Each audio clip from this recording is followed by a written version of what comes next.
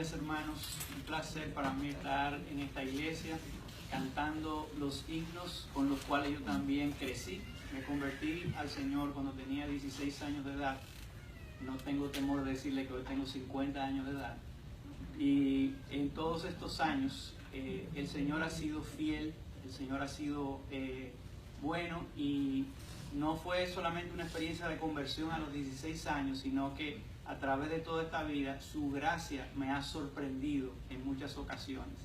Y me siento contento y gozoso de venir a compartir con ustedes el Evangelio en el día de hoy.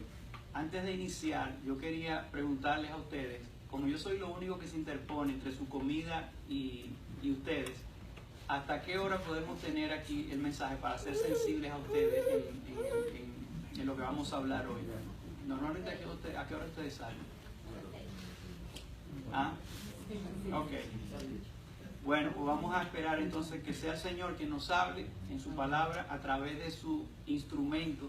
Por favor, no vean la vasija quebrada, vean el tesoro del Evangelio que queremos compartir con ustedes hoy. Vamos, por favor, a abrir nuestras Biblias en la epístola del apóstol Pablo a los Romanos, el mismo texto que leyó el hermano Micaía, pero solamente vamos a ver los versículos 15 al 18. Vamos a leer desde el 15 al 20, pero solamente me voy a concentrar en los versículos 15 al 18. Romanos capítulo 1, versículo 15 al 20. Dice así la palabra del Señor. Así que en cuanto a mí, versículo 15, pronto estoy a anunciaros el Evangelio también a vosotros los que estáis en Roma.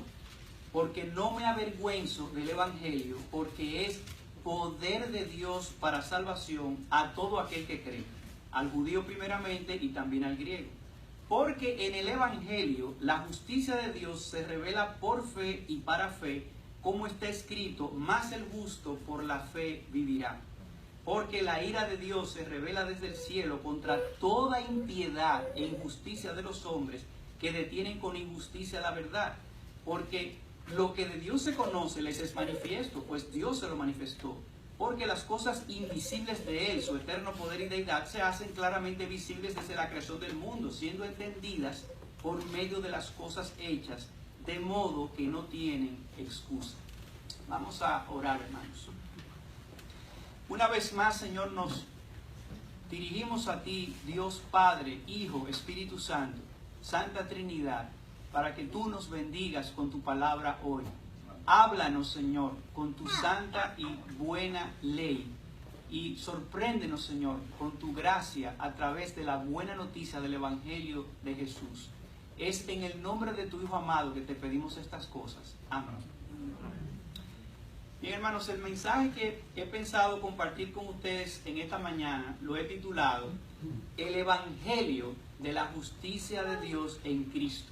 El Evangelio de la Justicia de Dios en Cristo. Y quiero enfocar su atención a este pasaje que acabamos de leer de la carta de Pablo bajo los siguientes dos encabezados. O sea que lo que acaba Pablo de escribir aquí, quiero describirlo, quiero explicarlo a través de dos ideas principales, dos encabezados. En primer lugar, vamos a ver la determinación de Pablo de anunciar el Evangelio. Fíjense en el versículo 15 que él dice: en cuanto a mí, pronto estoy a anunciaros el Evangelio también a vosotros que estáis en Roma. O sea que él estaba determinado a anunciar el Evangelio. Eso es lo primero que vamos a ver. Y en segundo lugar, vamos a ver las razones que Pablo explica de por qué él quería anunciar el Evangelio a aquellos que estaban en Roma. Así que veamos de inmediato, en primer lugar, la determinación de Pablo de anunciar el Evangelio. Fíjense el versículo 15 nuevamente. Dice él: así que en cuanto a mí, pronto estoy a anunciaros el Evangelio también a vosotros que estáis en Roma, porque no me avergüenzo del Evangelio. En el momento en que el apóstol Pablo escribe esta carta a los romanos, a los cristianos que estaban en Roma, Pablo estaba visitando una iglesia en Corinto. Él estaba en su tercer viaje misionero. Pero en ese momento histórico, Pablo nunca había estado en Roma. Es decir, que Pablo no conocía la iglesia en Roma de manera personal y él quería ir hasta Roma para utilizar esta iglesia como un centro de operaciones para continuar expandiendo el mensaje del Evangelio. Yo no sé cuántos de ustedes se recuerdan que Pablo se convirtió en una iglesia en Antioquía de Siria. Y desde Antioquía, Hechos capítulo 13, el Espíritu Santo dice: apartarme a Saulo y a Bernabé para la obra que los he encomendado.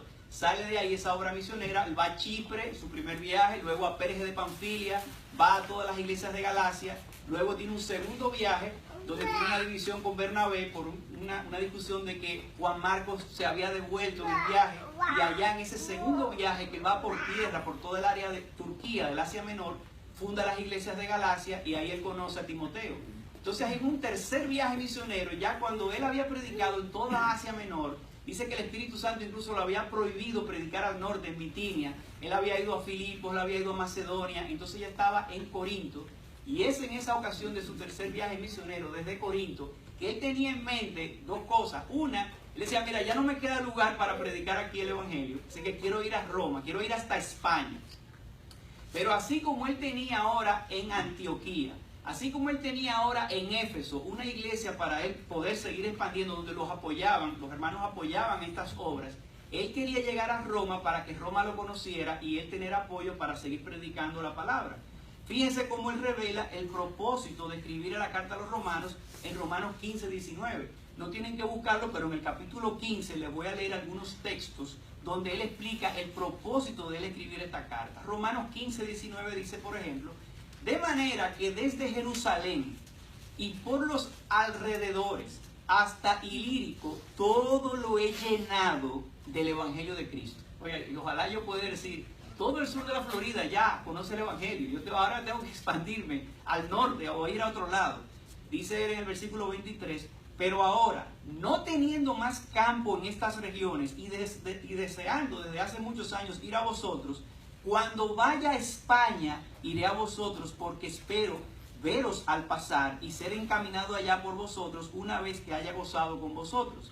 Dice en el versículo 25: más ahora voy a Jerusalén para ministrar a los santos. Recuérdense que en Corinto él estaba allí tratando de recaudar, de recolectar una ofrenda. Y entonces él va a Macedonia primero, luego pasa por Éfeso, luego sigue la costa hasta que llega allá. ¿Y qué pasó? Después de eso ustedes conocen la historia.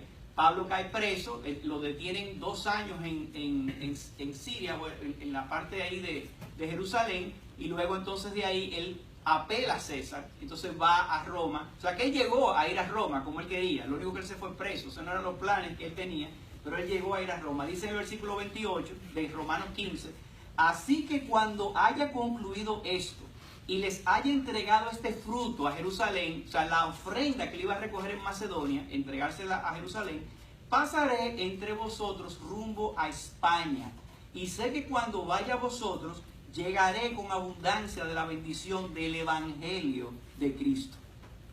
Y es interesante, hermanos, que la palabra Evangelio se repite más de una docena de veces aquí en esta carta de Pablo a los romanos. Noten que desde que Pablo comienza su carta, lo que leyó el hermano Micaía al principio de la lectura, él aclara, Pablo, que ha sido llamado por Dios para predicar el Evangelio tanto a los de dentro como a los de fuera. Dice él en Romanos capítulo 1, versículo 1, Pablo, siervo de Jesucristo, llamado a ser apóstol, apartado ¿para qué? Apartado para el Evangelio de Dios. Versículo 9, porque testigo me es Dios, a quien sirvo en mi espíritu, en el Evangelio de su Hijo, de que sin cesar hago mención de vosotros siempre en mis oraciones.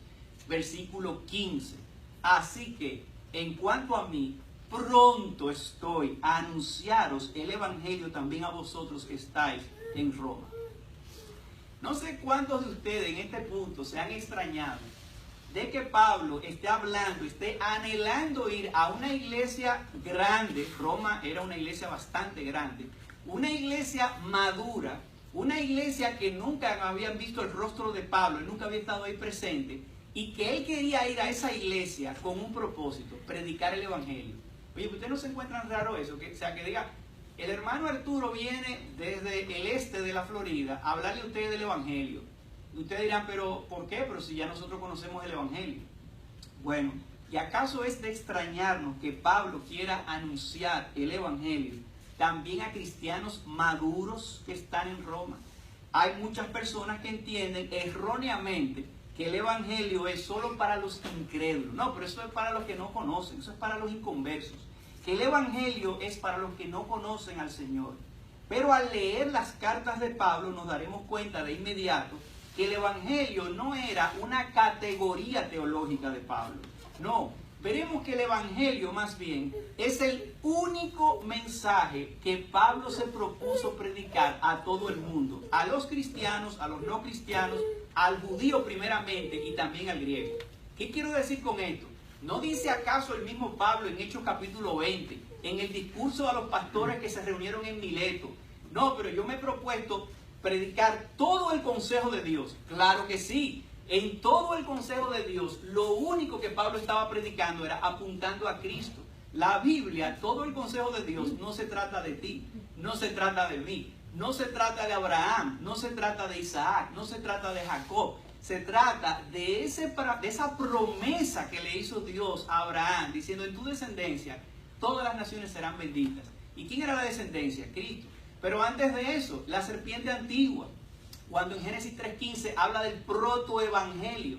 Toda la Biblia habla del evangelio, y en todo el concurso de Dios, todo el discurso, era eso lo que le estaba proponiéndose. De hecho, Pablo aclara desde el primer versículo de su carta a los romanos que él ha sido apartado por Dios para ese propósito. ¿Qué dice Romanos 1:1? Pablo, siervo de Jesucristo, llamado a ser apóstol, apartado para el evangelio de Dios. O sea que hay 13 ocasiones, yo las conté, ¿cuántas veces menciona la palabra evangelio? 13 veces que menciona la palabra evangelio.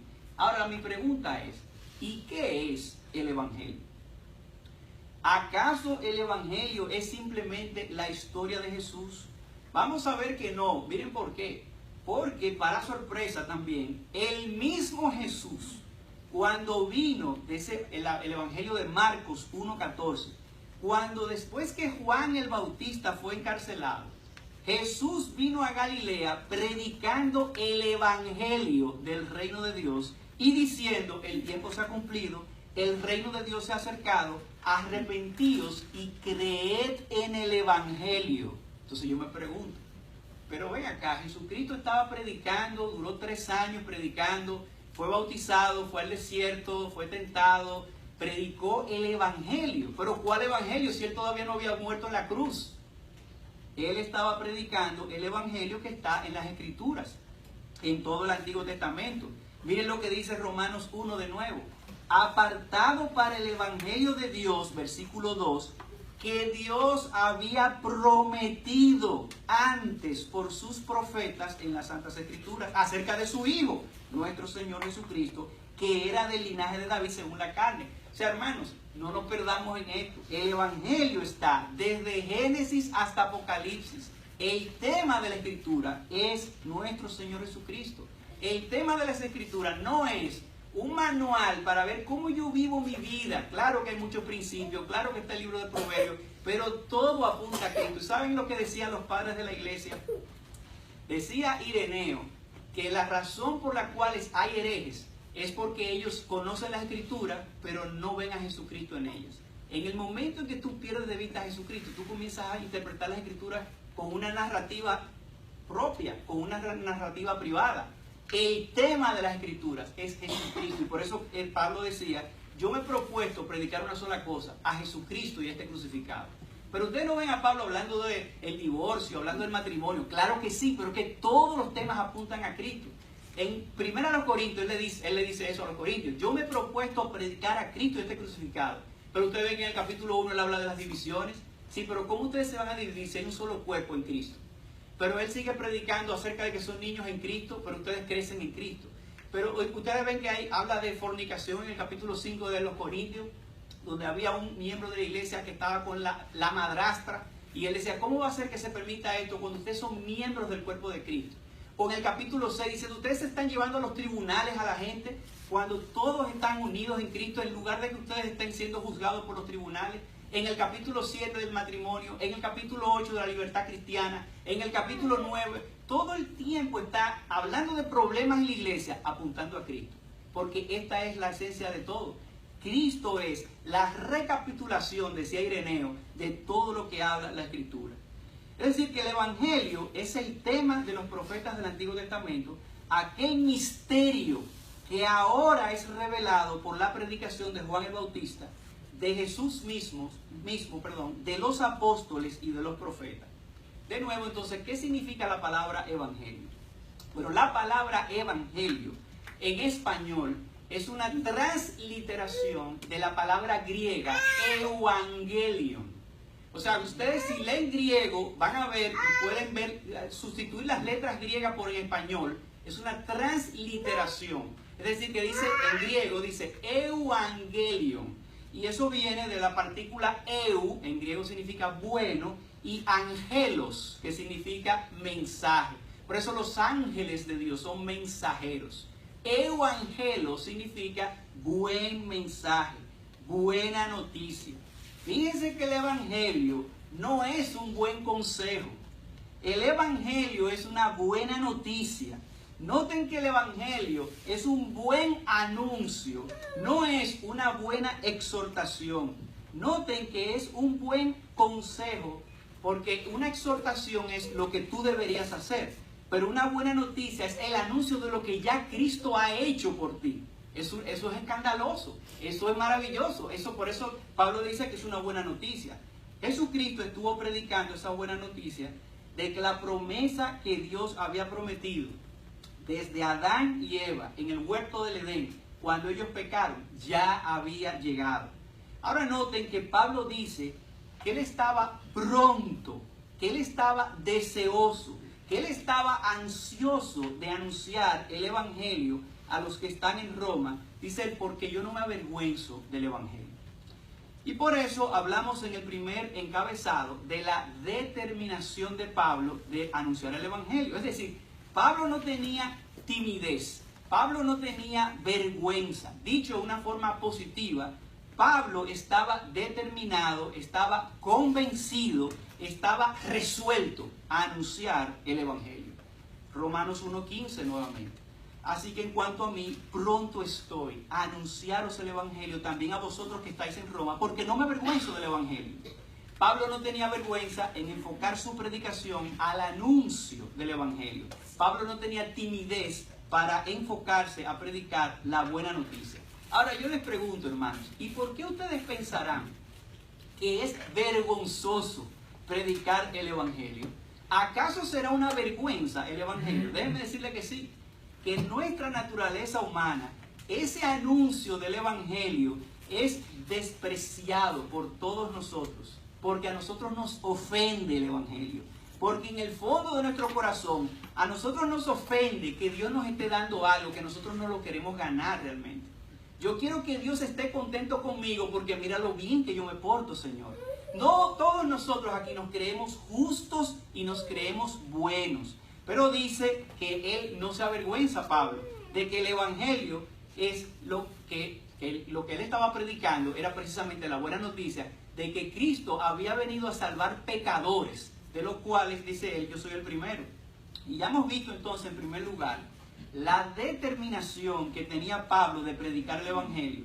Veamos entonces, en segundo lugar, las razones por las cuales Pablo estaba determinado a predicar el evangelio. Las razones de anunciar el evangelio vamos a ver en Romanos capítulo 1, versículo 16 al 20. Romanos 1, 16 al 20 dice: porque no me avergüenzo del evangelio, dice él, porque es poder de Dios para salvación a todo aquel que cree, al judío primeramente y también al griego, porque en el evangelio la justicia de Dios se revela por fe y para fe, como está escrito, mas el justo por la fe vivirá, porque la ira de Dios se revela desde el cielo contra toda impiedad e injusticia de los hombres que detienen con injusticia la verdad. Déjenme explicarle de manera resumida, es importante que hablemos de esto, que estas razones que Pablo da para predicar el evangelio, él las explicó en 16 capítulos. Y yo no voy a tener tiempo para explicárselo en 16 capítulos.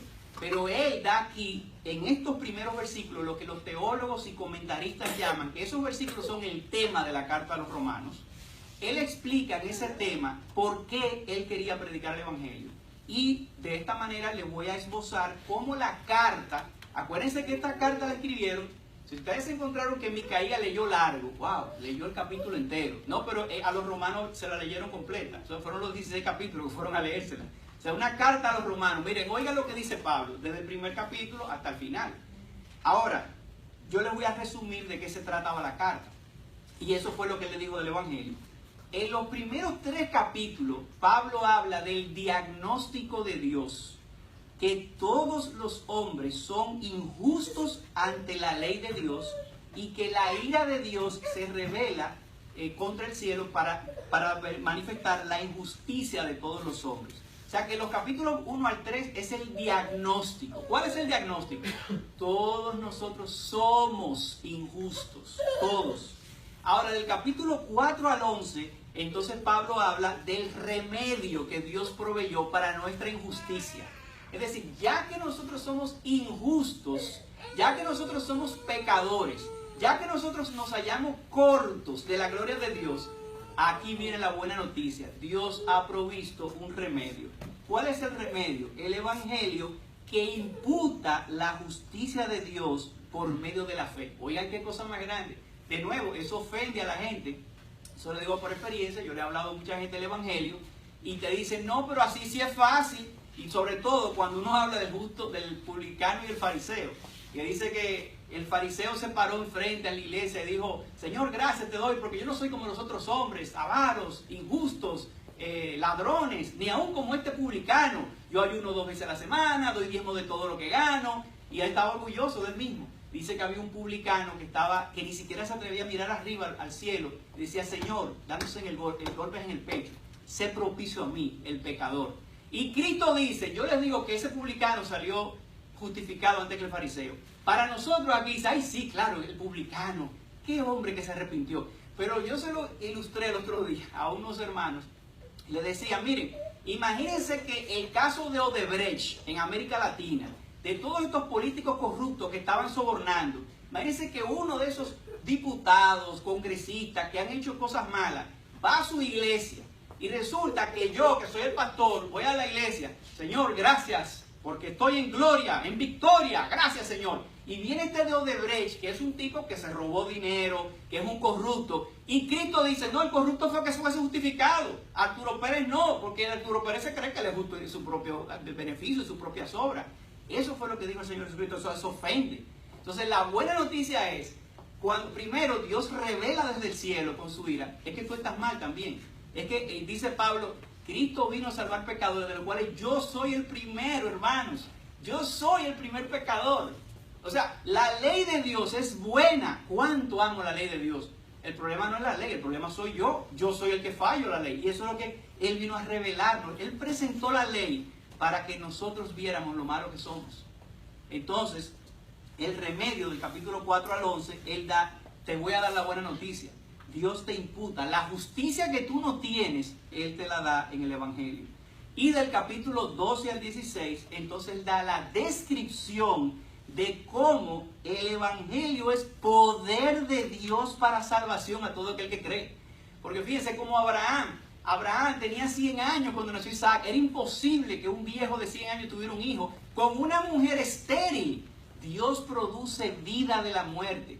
Y así como nosotros hemos estado muertos en nuestros delitos de pecado, Él produjo vida. El poder de Dios es transformador. ¿Cómo va a ser que una persona que sea un maleante ahora esté en la iglesia adorando al Señor, ofrendando, predicando el Evangelio, dando testimonio como Zaqueo? Zaqueo era otro publicano.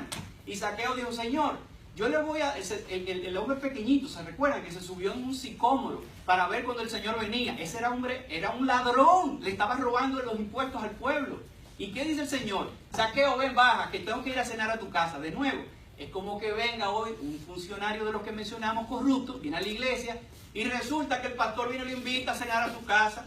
Dice, oye, pero el pastor quiere congraciarse ahora con los políticos. ¿Y qué es lo que pasa? Ese hombre es un ladrón, ese hombre todo el mundo sabe lo malo que es. No, ese hombre, Zaqueo, había sido visitado por la gracia de Dios. Y él le dijo, Señor, Si yo robé a alguien, yo le voy a devolver 3 veces lo que le robé. Y entonces dice, mira, la gracia de Dios ha visitado, la misericordia de Dios, ese hombre vio ya por fin. Pero eso nos ofende. Pero ¿cómo Zaqueo se transformó? Porque el evangelio de Dios es poder de Dios para salvación. Así que en los primeros 3 capítulos de Romanos, volviendo entonces al punto de las razones que él da, Pablo inicia la carta dando lo que leyó el hermano Micaías, el diagnóstico de todos los hombres que somos culpables. No hay justo ni aun uno. Dice que todos los hombres somos injustos ante la ley de Dios. Dice en el capítulo 1, versículo 18, porque la ira de Dios se revela desde el cielo contra toda impiedad e injusticia de los hombres que detienen con injusticia la verdad. Fíjense, el evangelio es una buena noticia, pero esa buena noticia no puede ser entendida a menos que comprendamos la mala noticia que nos revela la santa y justa ley de Dios. Por lo tanto, todos nosotros necesitamos una revelación especial de Dios para que entendamos nuestra propia injusticia y piedad. Porque, hermanos, ninguno de nosotros nos creemos injustos. Todos nosotros nos pasamos la vida tratando de justificarnos. El tema favorito de nosotros los evangélicos es, y hacer esto es pecado. Y si tú trabajas ese día, eso es malo, ¿verdad? Y si tú compras tal cosa, tú estás apoyando a los homosexuales. Y si tú haces, siempre estamos buscando una justificación para nosotros validar nuestra existencia. Y lo hacemos de muchas maneras. Hay personas que tratan de validar su existencia con sus hijos. Sus hijos tienen que ser graduados con honores. Y si no, yo quiero que mi hijo sea lo que yo nunca fui. O hay otros que se quieren validar en tener títulos. Yo necesito tener una maestría, tener un PhD. O yo necesito en Facebook que la gente sepa, o que cuando yo le ponga algo en Facebook, una foto, que me pasa mucho eso, yo pongo unos pensamientos teológicos y nadie le pone like. Pero mi esposa pone la foto del perro y todo el mundo, 200 likes ahí. Y eso me molesta porque yo quiero que también me pongan like a mí. Y eso es, uno quiere justificarse, uno quiere validarse. Y es por esa razón que Pablo inicia la carta explicando la mala noticia.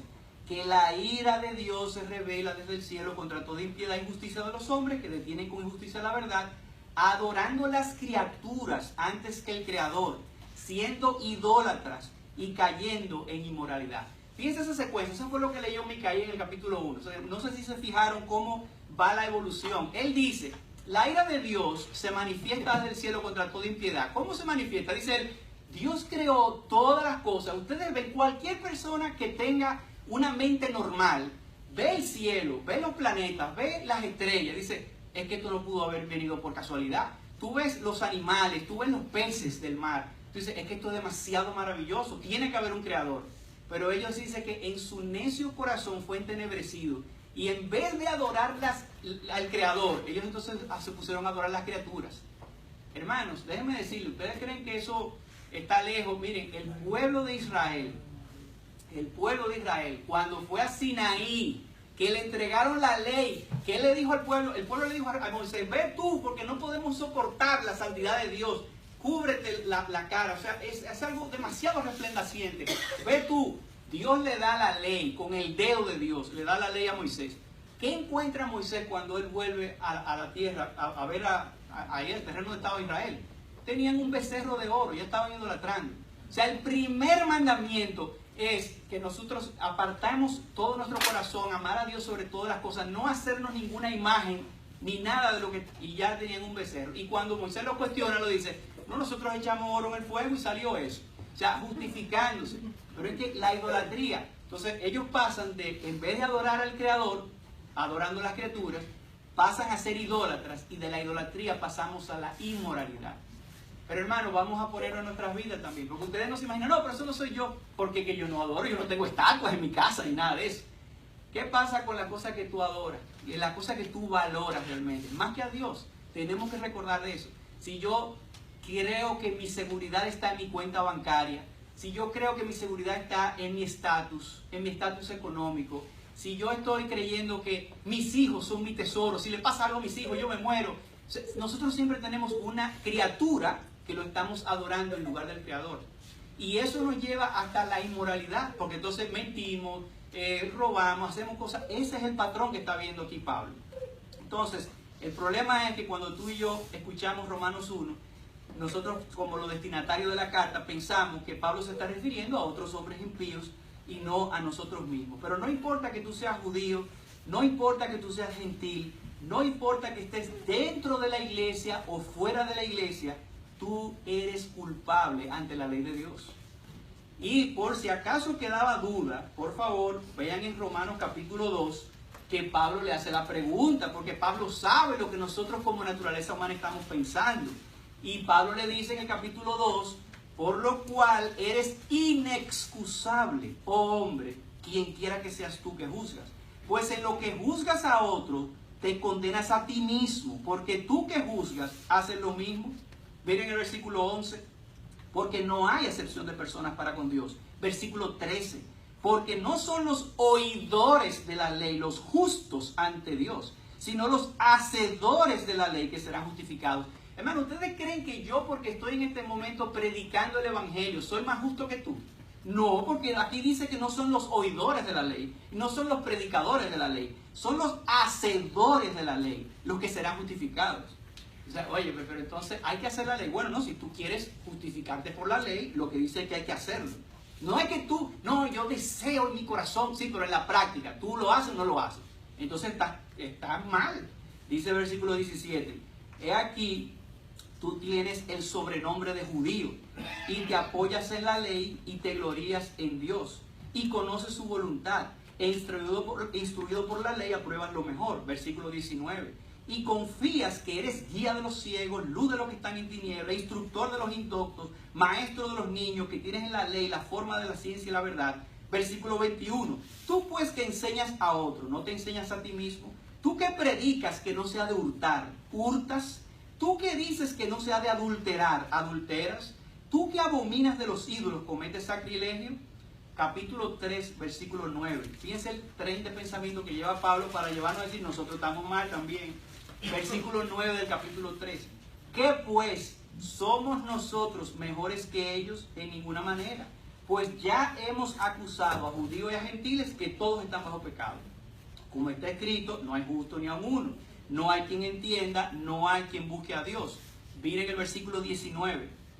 Pero sabemos que todo lo que la ley dice, lo dice a los que están bajo la ley, para que toda boca se cierre y todo el mundo quede bajo el juicio de Dios.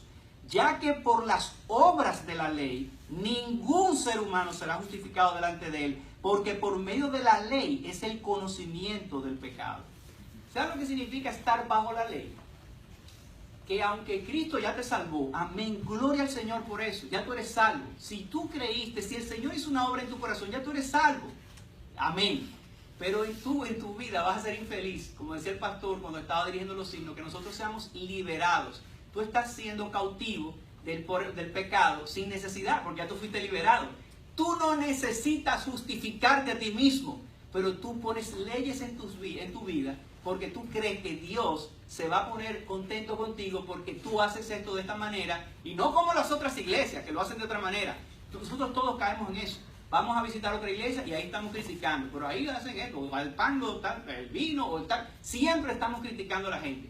Pero ya el que está bajo la ley dice no será justificado. Ah, ¿tú quieres justificarte por la ley? Dice aquí, la mala noticia es que por la ley nos condena, porque la ley de Dios es la expresión del carácter perfecto y santo de Dios. Y vamos a ver que a lo largo de toda la Escritura, Dios se ha expresado en esas dos palabras. La palabra de Dios viene expresada por su santa ley y por la buena noticia del Evangelio. Las palabras de Dios que nos demanda, la palabra de Dios que nos demanda justicia, nosotros le llamamos, esa es la ley de Dios que nosotros amamos. Y la palabra de Dios que nos otorga la justicia, que nos entrega la justicia, le llamamos el Evangelio de Dios. Dios nos demanda a todas las criaturas, creyentes e incrédulos, una justicia perfecta. Y esa justicia ha sido expresada en su palabra como la ley de Dios. ¿Por qué debemos entonces, según Pablo, anunciar el Evangelio? Porque primera razón que él da en todos los primeros 3 capítulos de la carta, porque todos los hombres y mujeres somos injustos ante la ley de Dios. El diagnóstico que Pablo da es que Dios revela la injusticia del hombre. Dios se reveló de manera general en toda la creación para que lo conozcamos. Dios se reveló de manera especial a través de su santa ley, la cual nosotros no obedecemos, somos idólatras, nos llevó a la inmoralidad. Y es aquí, hermanos, donde viene la palabra final de Dios. La buena noticia, el Evangelio. Permítanme reiterarles, la palabra de Dios que nos demanda justicia es la ley de Dios. La palabra de Dios que nos imputa, que nos otorga esa justicia que necesitamos, es lo que la Biblia llama el Evangelio de Dios. Dios ha demandado, Dios ha pedido una justicia perfecta y lo expresa a través de su ley. Pero Dios, la buena noticia es que ya nos ha dado una justicia perfecta y lo anuncia a través del Evangelio de Cristo. La ley nos dice qué hacer. El Evangelio nos dice lo que Dios ya ha hecho. Ambas palabras son buenas. Yo no estoy diciendo por ninguna... No, olvídate del decálogo, olvídate de la ley. No. Yo les dije a ustedes, la ley es necesaria, la ley es buena, pero hacen cosas diferentes. ¿Por qué razón entonces anunciar el Evangelio, según dice Pablo? Primero, porque todos somos hallados injustos ante la ley de Dios. Por eso es necesario el Evangelio. Pero segunda razón, versículo 17. Porque el Evangelio imputa, otorga e entrega la justicia de Dios por medio de la fe. Vamos a leer Romanos 1:17. Porque en el Evangelio la justicia de Dios se revela por fe y para fe, como está escrito, mas el justo por la fe vivirá. Y aquí interesante, Pablo está comparando lo que dice la ley de Dios en Levítico, no tienen que buscarlo, lo voy a leer ahí mismo, Levítico 18:5. En Levítico 18:5 dice lo siguiente: por tanto, guardaréis mis estatutos y mis ordenanzas, los cuales, haciendo el hombre, vivirá en ellos, yo Jehová. Pablo argumenta entonces en sus cartas, y en la carta de Pablo a los romanos, en la carta de Pablo a los gálatas, que de la justicia que es por la ley, Moisés escribe, el hombre que haga estas cosas vivirá por ellas. Jesús también le dice lo mismo a los que querían justificarse a sí mismos. Él le decía, haz esto y vivirás. Por ejemplo, el caso del joven rico. Es uno de los casos que más me gusta de la Biblia. En el caso del joven rico, recuérdense, este joven llega donde Jesús y le dice, maestro bueno, ¿qué debo hacer para heredar la vida eterna? ¿Qué ustedes le dirían a ese joven? Si un joven viene aquí a la iglesia, ¿qué yo debo hacer para ser salvo? Ustedes le van a decir, cree en el Señor Jesucristo y serás salvo. Oye, pero Jesús no le dijo eso. Jesús le dice, tú conoces la ley, tú conoces los mandamientos, no hurtes, no cometas adulterio. Pero ¿saben por qué Cristo le dijo eso? Porque realmente el joven creía que él se iba a salvar por eso, porque el joven le aproxima a Jesús y le dice, maestro bueno. Es decir, él creía, tú eres bueno, yo soy bueno. Maestro bueno, ¿qué debemos hacer como yo para escuchar tu consejo, ¿no? ¿Qué es lo que yo tengo que hacer? Dice, bueno, tú conoces la ley. No mates, no hagas esto. Ok, entonces dice el joven rico, pero está bien. Todo esto lo he guardado desde mi juventud. O sea, él creía que él estaba cumpliendo los mandamientos de Dios perfectamente. Y que por lo tanto, él entonces debería ganarse el cielo. Entonces Jesús le dice, bueno, te falta una sola cosa. Vende todo lo que tienes, entrégaselo a los pobres y tendrás tesoros en el reino de los cielos. Y dice que el joven se fue avergonzado y triste porque tenía muchas posesiones y las posesiones lo estaban poseyendo a él. ¿Qué significa eso, hermano? Si yo te digo a ti, bueno, demuéstrame que tú amas a Dios sobre todas las cosas, vendiendo todo lo que tú tienes y dándoselo a los pobres, porque tú debes amar a tu prójimo como a ti mismo. Y como hay tantos pobres, deberíamos vender todas las cosas. ¿Saben qué? Él le quería enseñar al joven rico que realmente él no amaba a Dios sobre todas las cosas, ni a su prójimo como a ti mismo. Ahora, hermano, si tú me preguntas a mí, Arturo, ¿y tú amas a Dios sobre todas las cosas y a tu prójimo como a ti mismo? Yo tengo que decirte no, porque yo tampoco estoy dispuesto a vender todas mis cosas. Pero te puedo decir sí, te tengo una buena noticia. Hubo uno que vino, amó a Dios sobre todas las cosas y amó al prójimo como a sí mismo, murió en una cruz y su justicia me es acreditada, de manera que yo puedo decir ahora, en Cristo yo amo a Dios sobre todas las cosas y a mi prójimo como a mí mismo. Pero no lo hago yo, lo hace Cristo en mí. Cuando dice Cristo en mí, no es que Él me ayuda, y como Él me está ayudando, yo puedo amar. No, no, no. Es que ya en Cristo yo tengo toda su justicia, todo el amor del Padre, todo lo tengo en Cristo.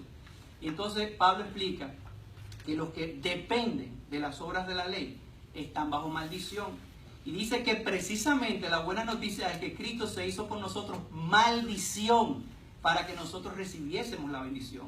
Dice Romanos 1:17 de nuevo, porque en el Evangelio la justicia de Dios ha sido revelada siempre por la fe, de principio hasta el fin. Cuando dice que es por fe y para fe, en griego la palabra que están ahí escritas, ekpisteo, eispisteo, lo que significa es que es de principio a fin la fe, es desde siempre, y por eso cita como referencia, mira, déjenme demostrarle a ustedes que siempre ha sido por fe. No es que en el Antiguo Testamento tú salvabas guardando los mandamientos, no, es que Habacuc dice, mas el que ha sido justificado por la fe vivirá.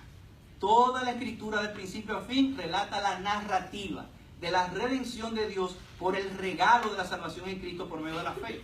Abraham fue justificado por la fe, dice Pablo en Romanos 4, porque entonces él dice eso. Entonces, ¿para qué sirve la fe? Perdón, ¿para qué sirve la ley? Dice Pablo, haciendo una retórica.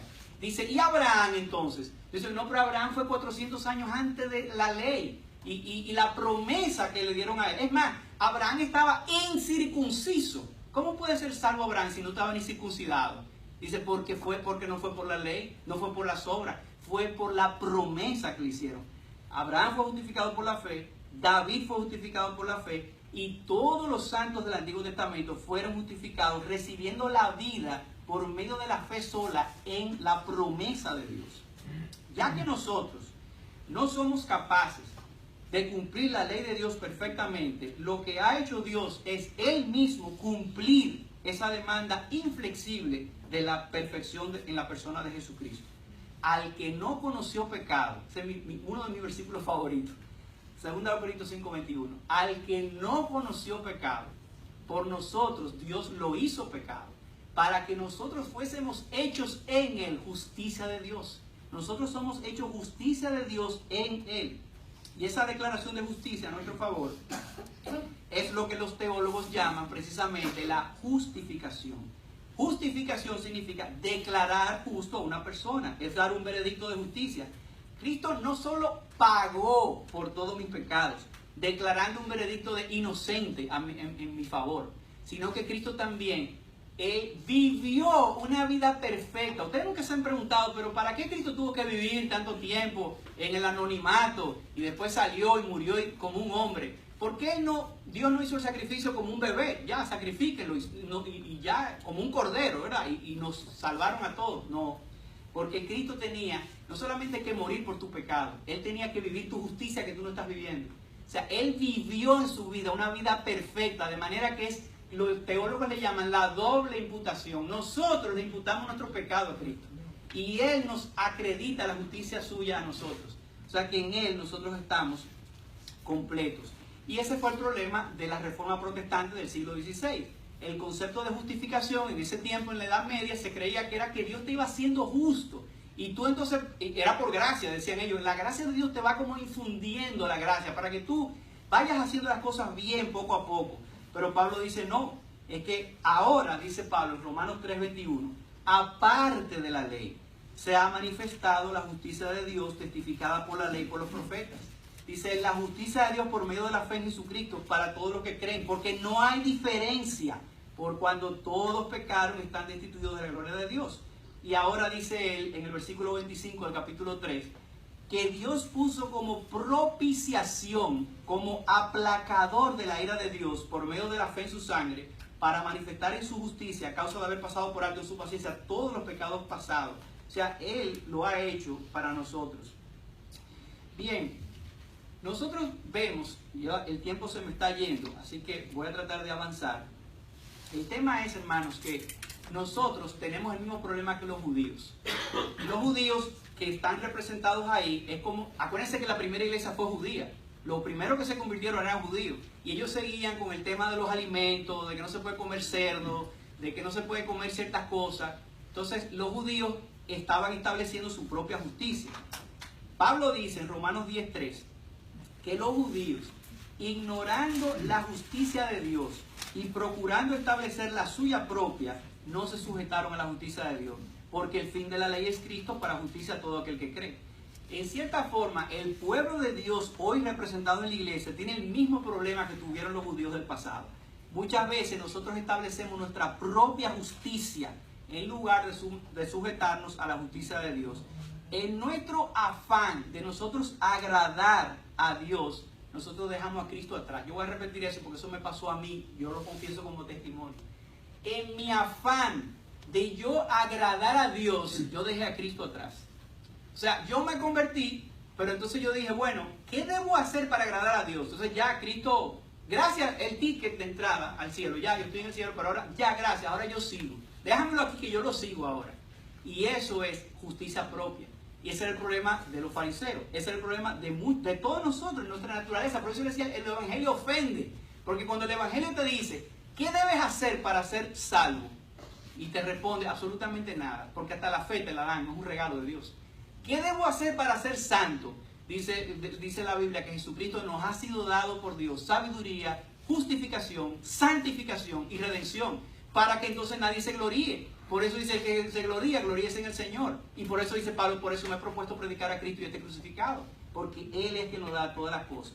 Sin embargo, hoy día, nosotros, dice alguien que en los últimos 100 años, el problema de América es que los púlpitos lo que están predicando es moralismo y no el evangelio. Y eso es grave. Nosotros estamos predicando más moralismo. ¿Cómo debemos parecernos a Abraham? Nosotros tenemos que parecernos a Abraham, sí, claro. La mala noticia es que no nos parecemos. Pero Abraham también pecó. Entonces tenemos que recordar la buena noticia. Cristo vino, murió por ti y el poder del evangelio te santifica de manera que tú ahora puedes tener la fe de Abraham. Pero no es un fin en sí mismo imitar a Abraham, porque Abraham era un hombre. El fin es nosotros escuchar la palabra del evangelio y el poder del evangelio es el que nos transforma. El moralismo dice que Dios nos amará si cambiamos. El evangelio dice que Dios nos cambiará porque Él nos ama. Pero el moralismo es aquella creencia de que yo necesito trabajar duro para ganarme el favor de Dios. Es una lista de cosas que yo tengo que hacer. Es un énfasis en lo que yo hago en lugar de hacer un énfasis en lo que Cristo hizo por mí. Pero el pretender venir con mi propia justicia no me alcanza para el cielo. Por eso Cristo decía, si vuestra justicia no fuere mayor que la de los fariseos y la de los escribas, no entraréis al reino de los cielos. Y la gente decía, pero si es así, ¿quién va a entrar? Porque ¿quién podrá ser salvo? Solamente entonces el que confía en la provisión de la justicia de Dios por medio de la fe y no en su propia justicia.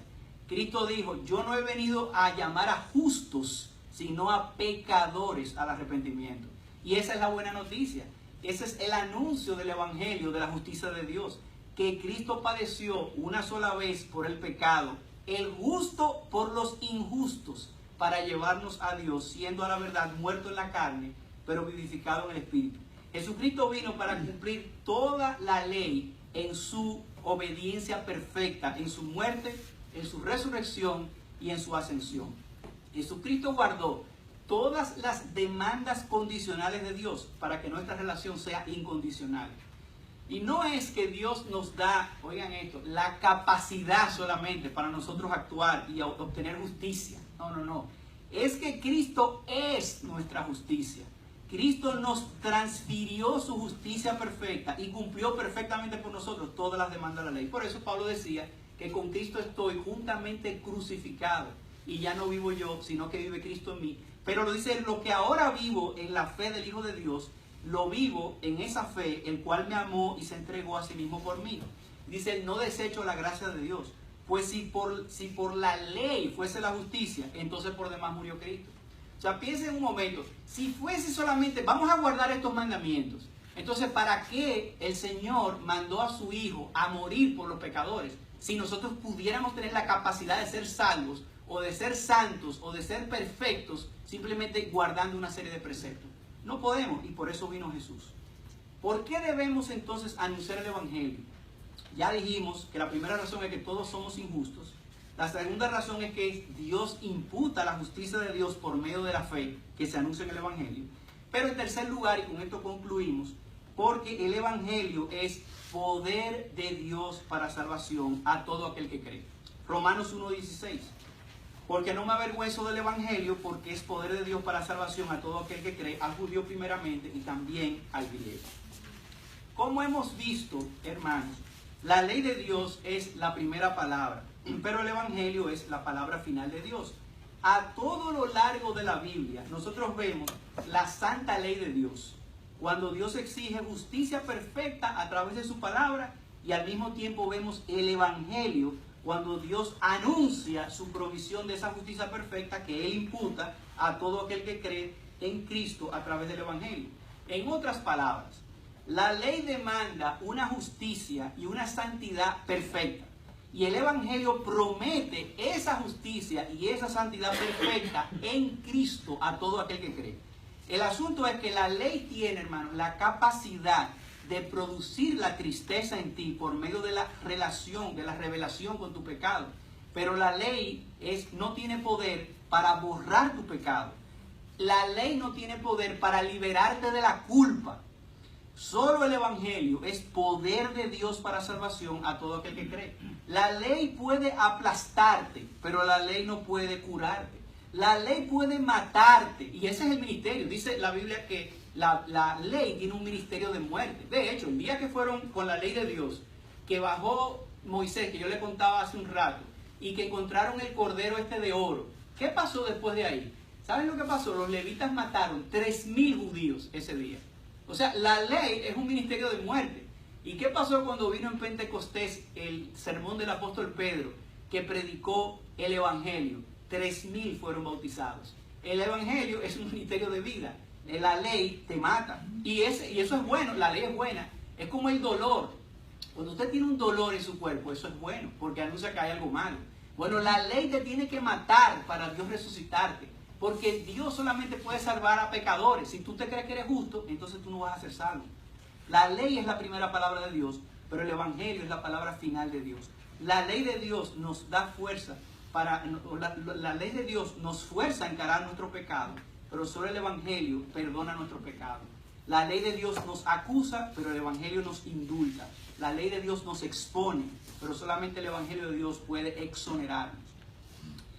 Bien, el mismo Evangelio entonces, que es poder de Dios para salvación y que te trae al reino de Dios, es el mismo Evangelio que continúa entonces dándote esa libertad, esa sanidad y esa transformación.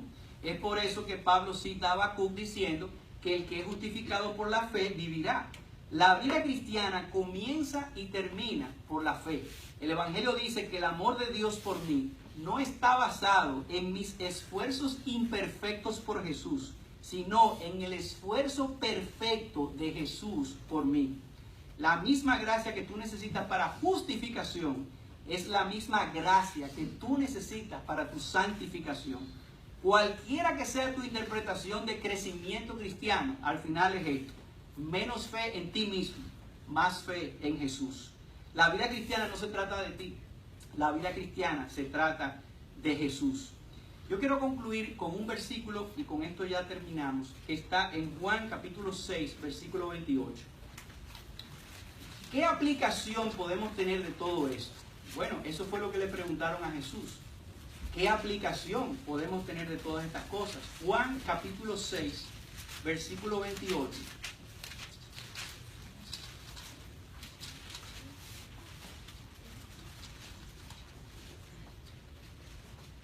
Juan 6, 28. Dice que entonces le dijeron unas personas que se le acercaron a Cristo para hablar con él: ¿qué debemos hacer para poner en práctica las obras de Dios? En el versículo 29 respondió Jesús y les dijo: esta es la obra de Dios, que creáis en el que Él ha enviado.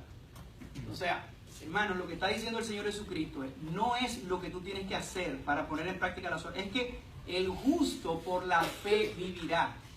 Tú crees estas cosas, como le dice el Señor a la otra persona que le llevó un hijo enfermo: Señor, por favor, si tú quieres, sánalo. Y Jesús le dijo: si tú quieres, a todo el que cree le es posible. ¿Tú crees? Y el papá del niño que estaba enfermo le dijo: Señor, creo, ayuda a mi incredulidad. Esa es la vida cristiana. ¿Tú crees? Claro que tú crees. Ayuda a mi incredulidad. el primer pecado más grande que tenemos es el de la incredulidad. Así que cuando tú ejercitas la fe que Dios te ha dado, entonces tú vas a ser liberado para andar en esas obras que Dios preparó de antemano para que anduviésemos en ellas. Vamos a orar, hermanos. Padre Santo, nosotros por un lado nos sentimos heridos porque tu palabra nos hiere nuestro corazón y nos muestra lo lejos que nosotros nos sentimos de llenar tus estándares, tus estatutos, de amar a nuestro prójimo como a nosotros mismos, de nosotros amarte a ti sobre todas las cosas, de no amar las posesiones terrenales, de no estar en nuestra mente cometiendo diferentes pecados. Nosotros nos levantamos en la mañana, nos acostamos en la noche, turbados de saber que hemos pecado, que hemos violentado tu santa ley. Y por eso, Señor, nosotros queremos pedirte que nos perdones, que nos des la comunión en el nombre de Jesús, de todas las cosas que tú nos has dado. Pero por otro lado, Señor, queremos agradecerte por el Evangelio y la buena noticia de que a pesar de que nosotros somos pecadores, de que nosotros nacemos con una naturaleza pecaminosa, de que nuestros pensamientos muchas veces, aunque nosotros tratamos de agradarte, nosotros queremos agradarte, el pecado que está en nosotros nos traiciona y nosotros sabemos que no alcanzamos la medida de la perfección que tú demandas en tu santa ley. Pero oh, qué glorioso mensaje, Señor, que vino el Señor Jesucristo y nos ha atribuido, nos ha dado la justicia perfecta, de manera que en Cristo podemos decir que ya todo lo tenemos, que ya nada nos falta y que nosotros somos hijos amados, adoptados en el amado. Gracias, Señor, por tu bendición. Gracias por el Evangelio. Te pedimos que nos des un espíritu de arrepentimiento y que nos ayudes a andar en esas buenas obras, amando a nuestro prójimo, amándote a ti y sabiendo que no es que nosotros hacemos nada, sino que lo único que nosotros ponemos en esta relación de salvación contigo es el pecado que hace esa salvación necesaria en Cristo. Es en Él, Señor, que te pedimos todas estas cosas. Bendice esta iglesia de la gracia. Bendice al pastor, a su esposa, a sus hijas. Bendice a cada uno de los miembros. Bendice a cada una de las personas que tú has traído aquí hoy. Tú conoces sus corazones. Tú conoces sus necesidades. Nosotros sabemos que nadie está aquí por casualidad, porque tú en tu designio divino, en tu soberanía, has traído a cada quien a escuchar esta palabra. Usa tu palabra. Eres tú el que por tu espíritu haces transformar y tiene poder de Dios para salvación. Amén. Te pedimos, Señor, que ejercites misericordiosamente ese poder, abriendo los ojos del entendimiento a todos nosotros, a todos los que estamos aquí, cristianos o no cristianos, de dentro o de fuera, sin importar quiénes seamos, niños o adultos o ancianos. Ten misericordia de nosotros, en el nombre de Jesús. Amén. Amén.